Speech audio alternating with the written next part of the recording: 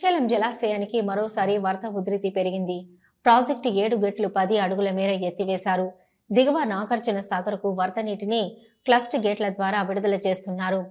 కృష్ణమ్మ పరవళ్లు తొక్కుతూ పాల పొంగుల తెల్లగా గేట్లపై నుంచి వరద నీరు జాలువారుతూ నాగార్జున సాగర్ వైపు ఉరకలేస్తుంది. ఎగువ పరివాహక ప్రాంతాలైన జూరాల, తుంగభద్ర నుంచి శ్రీశైలం జలాశయానికి ఇన్ఫ్లోగా 1,57,458 క్యూసెక్కులు ఉండగా అవుట్ఫ్లో 2,60,401 క్యూసెక్కులు వరద నీటిని దిగువకు నీటిని విడుదల చేస్తున్నారు. అయితే శ్రీశైలం జలాశయం పూర్తిస్థాయి నీటి మట్టం 885 అడుగులు కాగా ప్రస్తుతం పూర్తి స్థాయిలో గరిష్ట స్థాయికి చేరుకొని 884.40 అడుగులుగా ఉంది.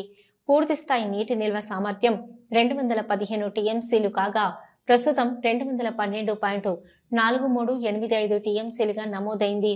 శ్రీశైలం కుడి, ఎడమగట్టు జల విద్యుత్ కేంద్రాలలో విద్యుత్ ఉత్పత్తి పూర్తి స్థాయిలో కొనసాగుతుంది. అయితే ఈ వర్షాకాలం సీజన్లో ఈ ఏడాది డ్యాం గేట్లు ఎత్తడం 6వసారి.